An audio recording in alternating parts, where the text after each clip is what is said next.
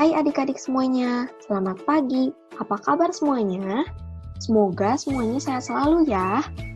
Cici hari ini mau bercerita lanjutan cerita minggu lalu mengenai siapa ya adik-adik? Ada yang masih ingat? Ya, mengenai Petrus dan Yohanes. Nah, ada yang masih ingat cerita minggu lalu? Petrus dan Yohanes menolong orang lumpuh yang lumpuh sejak dari lahir. Wow, mengagumkan sekali ya. Nah, semua itu karena siapa sih adik-adik? Ya pasti dong, karena Tuhan Yesus. Tuhan Yesus menyembuhkan orang lumpuh itu melalui Petrus dan Yohanes. Nah, di gambar di sini terdapat gambar mengenai Petrus dan Yohanes saat bertemu dengan orang lumpuh itu. Di sini Petrus dan Yohanes menyembuhkan orang lumpuh itu dan melakukan mujizat terhadap orang tersebut dikarenakan Tuhan Yesus. Nah, di sini bisa kita lihat kalau orang lumpuh tersebut sangat girang karena disembuhkan oleh Tuhan Yesus melalui Petrus dan Yohanes. Tuh, sampai-sampai orang tersebut sampai berdiri-berdiri. Dan banyak sekali orang-orang di sini yang melihatnya. Ya kan?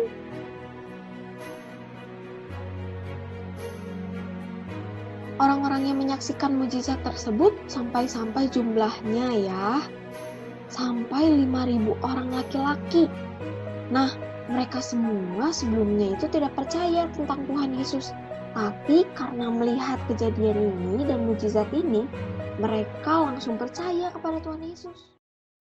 Wow, hebat sekali ya Tuhan Yesus. Nah, hal ini membuat pemimpin-pemimpin Yahudi serta tua-tua dan ahli-ahli Taurat mengadakan sidang di Yerusalem.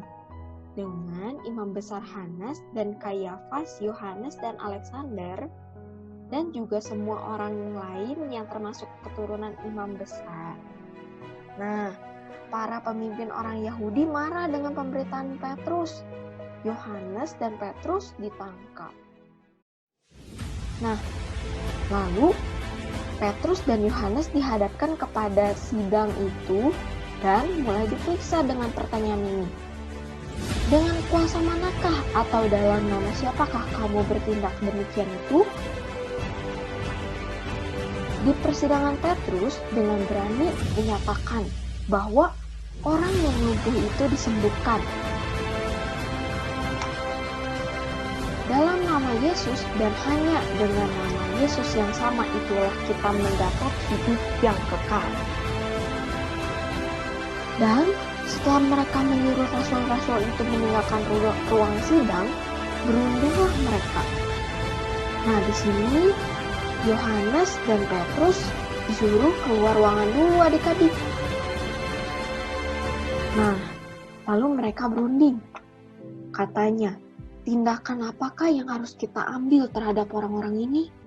Sebab telah nyata kepada semua penduduk Yerusalem bahwa mereka telah mengadakan suatu mujizat yang menyolok dan kita tidak dapat menyangkalnya. Tetapi supaya hal itu jangan makin luas tersiar di antara orang banyak, baiklah kita mengancam dan melarang mereka, supaya mereka jangan berbicara lagi dengan siapapun dalam nama itu. Lalu setelah itu Petrus dan Yohanes dipanggil lagi ke ruangan itu. Disuruh masuk. Mereka diperintahkan supaya sama sekali jangan berbicara atau mengajar lagi dalam nama Yesus. Nah, tapi yang dilakukan Petrus dan Yohanes bukan takut adik-adik, tapi malah mereka menjawab, silakan kamu putuskan sendiri, manakah yang benar di hadapan Allah, taat kepada kamu atau taat kepada Allah? Sebab tidak mungkin bagi kami untuk tidak berkata-kata tentang apa yang telah kami lihat dan yang telah kami dengar. Lalu di sini Petrus dan Yohanes melakukan hal yang sama sebelum mereka dipanggil ke rapat itu atau ke sidang tersebut. Nah, mereka tetap melakukan yang sebelumnya mereka lakukan karena mereka tidak takut adik-adik. Dan di sini juga kita bisa melihat bahwa orang-orang banyak menjadi senang atas apa yang dilakukan oleh Petrus dan Yohanes. Nah, adik-adik, mengapa Petrus dan Yohanes bisa berani melawan para pemimpin yang telah menghukum Yesus? Ya, mereka berani karena mereka percaya bahwa Tuhan Yesus akan menolong mereka. Mereka menjadi berani karena mereka menceritakan tentang kebenaran adik-adik dan bukan kebohongan. Yesus yang bangkit dan menyelamatkan manusia adalah kabar kebenaran yang harus diketahui oleh semua orang. Petrus dan Yohanes yakin bahwa Yesus yang memberikan keberanian dan hikmat kepada mereka. Oleh sebab itu, mereka tidak takut meskipun ditangkap dan diancam. Mereka tetap berani dan memilih tetap menuruti perintah Yesus, yaitu mengabarkan berita tentang kebangkitannya. Nah, pelajaran yang adik-adik dapat dari cerita ini yaitu firman Tuhan mengajarkan kita untuk berani berkata-kata benar adik-adik. Yesus akan memberikan keberanian dan hikmat kepada kita untuk berkata dan melakukan hal yang benar. Contohnya seperti apa sih, Kak? Contohnya itu seperti jika kita punya teman, lalu ia mencontek, kita berani menegur mereka karena perbuatan mereka yang salah. Ingat adik-adik, jangan takut untuk berkata-kata yang benar, karena Tuhan akan menolong kita selalu.